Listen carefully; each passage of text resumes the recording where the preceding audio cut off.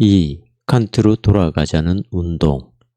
이제 나는 칸트, 리칠, 하르낙으로 이어지는 사상의 계보를 다루고 싶다. 이 계보는 독일에서는 트렐치에게로 통하고 이 나라에서는 라우셈 부시와 이른바 자유주의 신학계로 통하게 된다. 위대한 종합이 무너지고 사람들이 많은 파편들에 둘러싸이게 된 다음 어떤 신학적 집단이 왜 갑자기 칸트에게 돌아가자고 부르짖고 나서게 되었을까? 왜 다른 사람이 아니고 하필이면 칸트에게인가? 이 사람들은 아무도 정통주의로 돌아가자든가 경험주의로 돌아가자라고 말하지 않았다. 내가 학생이었던 그때 지배적이었던 신칸트 학파에는 철학자도 심리학자도 있었다. 칸트주의를 신학에 도입한 것은 리칠 학파였다. 우리가 칸트의 유한성의 감옥에 대해서 말했던 것을 여러분은 기억할 것이다. 칸트의 비판적 인식론은 유한한 것의 범주를 신적인 것에 적용할 수 없다는 것을 결정했다. 그러나 실천 이성의 영역에서는 하나의 돌파구가 있었다. 도덕적 명령과 이것의 무조건적인 성격에 관한 경험이 곧 그것이다. 여기에서만 우리는 유한성의 한계를 초월할 수가 있다. 그러나 이론적 인식으로서는 그것이 불가능하다. 우리는 직접 신을 증명한다든지 신에 관해서 말할 수가 없다. 다만 마치 무엇처럼이라는 견지에서만 신에 대해서 말할 수가 있다. 이 칸트의 후퇴는 내가 앞서 사용했던 또 하나의 표어 칸트를 이해한다는 것은 칸트를 넘어선다는 것을 의미한다는 것과는 반대되는 방향으로 나아간다. 이 표어의 방향은 피테, 셸링, 헤겔, 슈라에르마허의 사상이었다. 리칠주의자들은 이처럼 칸트를 넘어서려고 한 결과란 부서진 바벨탑의 조각들처럼 그들 앞에 널려있는 위대한 종합의 잔해와 같은 것이라고 논증했다. 그러나 이들은 다른 조정신학자들이 시도했던 방식으로 이 조각들을 본래의 자리로 돌아가게 할 수 있다고 믿지 않았다. 복구신학자들이 시도했던 대로 정통주의나 경건주의나 성서주의로 돌아가는 것도 가능하지 않았다. 이러하여 또 하나의 길이 모색되어야만 했다. 이 길이 바로 칸트의 비판 철학에서 볼 수 있는 우리의 유한성의 수용이라는 후퇴였다. 칸트는 프로테스탄트의 철학자라고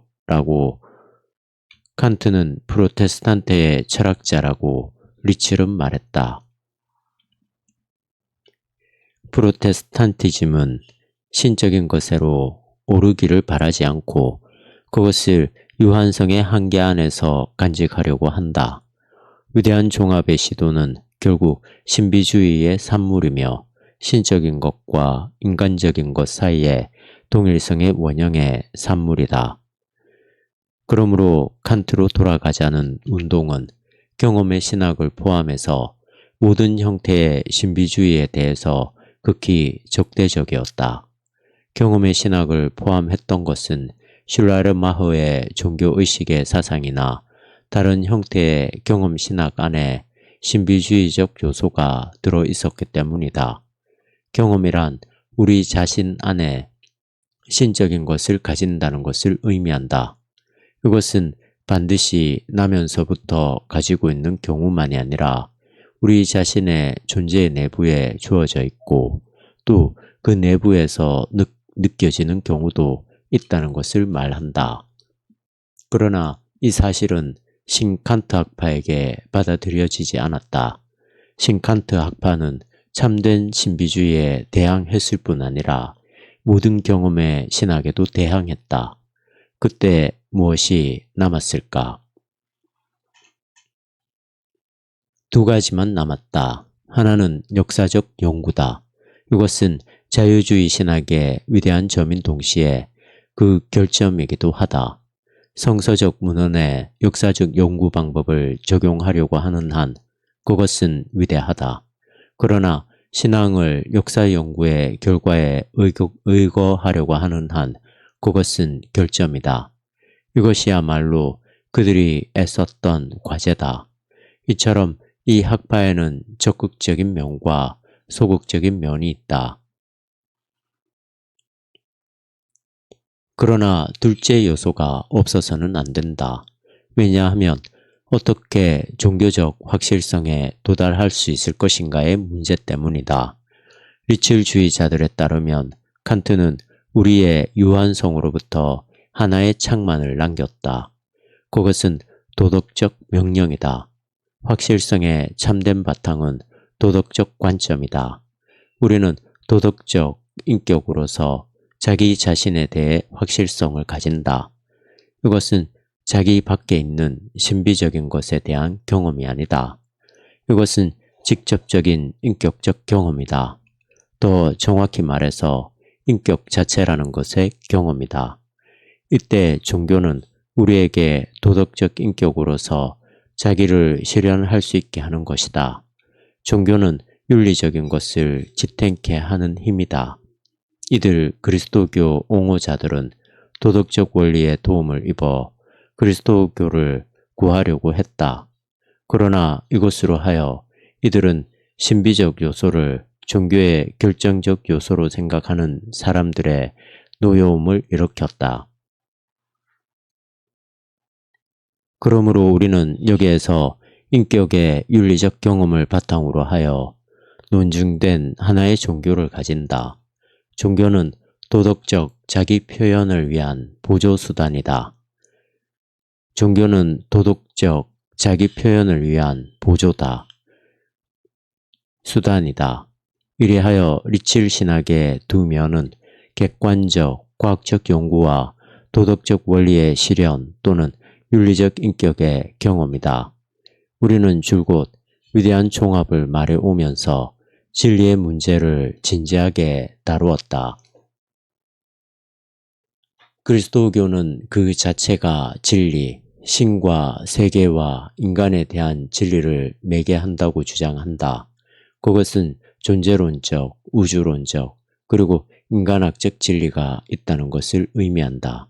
슐라이러마허도 헤겔도 다 같이 현실 전체와의 관련해서 진리를 확증하려고 애썼다. 헤겔이나 헤겔주의자의 비평가는 인간, 자연, 우주 전체, 우주의 신적 근거와 그 바탕에 대한 철학적 지식과 그리스도교 사이에 만족할 만한 종합이 이루어져 있다는 것을 부인했다. 그러므로 신칸트 학파와 리첼주의자들은 이러한 의미의 진리에 대한 주장을 포기했다. 이들은 칸트의 실천 이성 비판으로 후퇴하고서 신적인 것은 도덕적 명령을 통해서 나타날 뿐 그 밖에 어디에서도 나타나지 않는다고 말했다. 진리의 문제는 도덕적 대답으로 대치된다. 이때 그리스도교의 기능은 도덕을 가능케 하는 구실을 한다. 이 관점에서 모든 존재론적 물음은 될 수 있는 대로 억제되었다. 물론 이것은 누구에 의해서도 완벽하게 이루어질 수는 없다. 신칸트 학파 자체 안에서도 모든 인식론에는 언제나 존재론적 전제가 있다는 것을 보여준 사람들이 20세기 초에 나타났다. 여러분이 어떤 것을 알기 전에 여러분은 어떻게 아는가 라는 유명한 물음에 대답할 수 있다고 믿는 것은 자기 기만이다. 여러분은 먼저 실제에 대한 물음에 대답하고 나서 그 물음을 비판의 대상으로 삼아야 하는 것이다. 인식론은 자기 발로 설 수는 없다. 왜냐하면 아는 것이나 알려지는 실제나 다 같이 존재론적 개념이기 때문이다. 만일 여러분이 지식을 논하려면 일정한 전제를 피할 수가 없다. 이와 같은 것은 현대의 분석 철학에도 타당하다. 분석 철학은 인간의 논리적 구조와 언어학적 구조를 분석한다.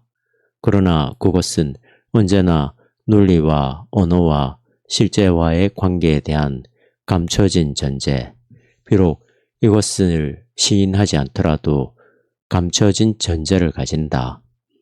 때로는 이 관계가 완전히 부정적인 것이 되기도 한다.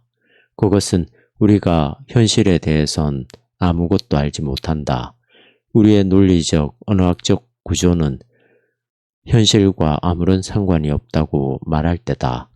그러나 이것은 증명되어야 한다. 만일 누군가가 이것을 증명하려고 한다면 그는 존재론자가 된다. 그렇지 않고 만일 적극적인 관계가 있다면 그들은 철학자가 지금까지 늘 해왔던 일을 하지 않으면 안 된다. 다시 말해서 이들은 언어와 논리가 현실과 어떻게 관계되는가를 보여주어야 한다. 이리하여 리출주의는 존재론적인 것에서 도덕적인 것으로 후퇴했던 것이다. 종교의 전체적 메시지, 다시 말해서 역사적 사건으로서 기술되어야 했던 예수의 메시지는 인간의 안팎의 자연의 압력으로부터 인격을 해방시키는 메시지다. 구원의 기능은 자연에 대한 정신의 승리다. 이것이 일어나는 방법은 죄의 용서를 통해서다. 이것이 리칠 신학의 후퇴가 지닌 내적 의미다. 이것은 19세기 중기와 말기에 부르주아적 인격의 강력한 발달을 뒷받침할 수 있었던 하나의 신학이었다. 뉴욕의 유니온 신학교의 전 학장 반 듀센이 편집했던 그리스도교의 대답이란 책에 실린 한 논문에서 나는 시각예술에 관한 몇 가지 작품을 제시하면서 문의 부흥으로부터 19세기 말까지의 인격의 이상이 발달해 가는 흔적을 상세히 적었다. 여기에서 여러분은 부르주아적 인격이 어떤 것인가를 볼 수 있을 것이다.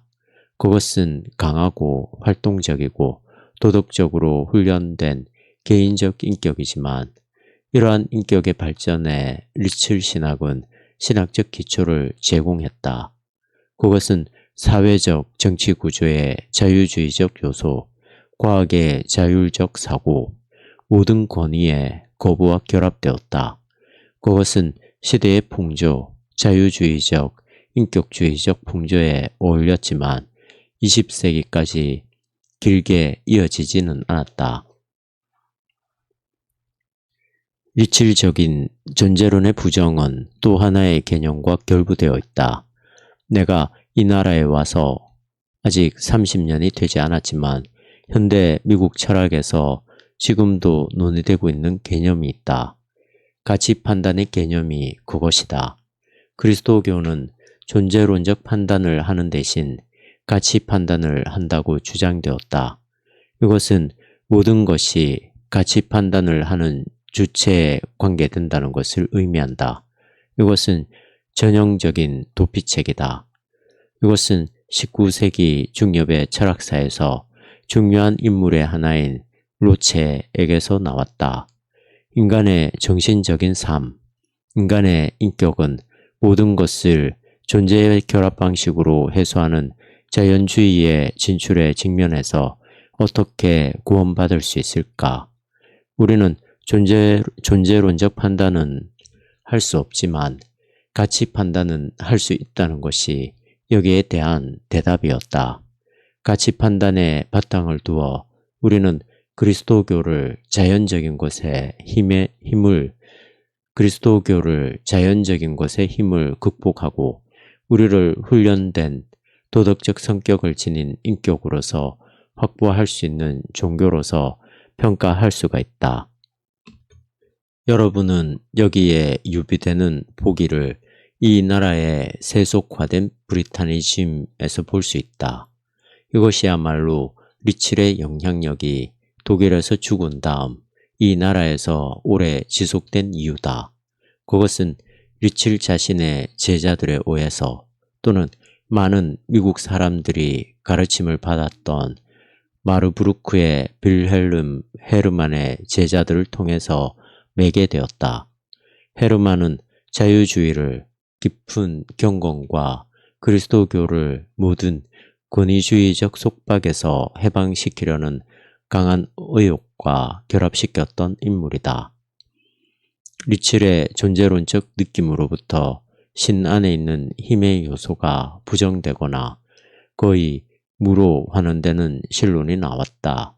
그것은 신 안에 있는 힘과 사람의 양극성을 극복하고 신관념을 사랑으로 환원하려고 했다. 구원의 메시지는 용서해로 환원되었다. 신의 노여움과 심판의 상징은 실천적 경건에서 배제되었다. 이것은 계몽주의, 칸트주의, 모든 휴머니즘적 전통과 같은 계열에 서 있었다. 그것은 매우 성공했다. 그러나 비판은 필요하다. 우리가 기도할 때 우리는 흔히 전능하신 하느님이란 말로 시작한다. 그렇게 함으로써 우리는 능력을 직접 신에게 기속시킨다.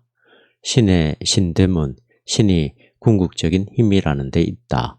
이것은 리첼 신학이 지닌 가장 약한 점의 하나인데 리첼 신학은 이 점에서 바로 비판을 받게 된다.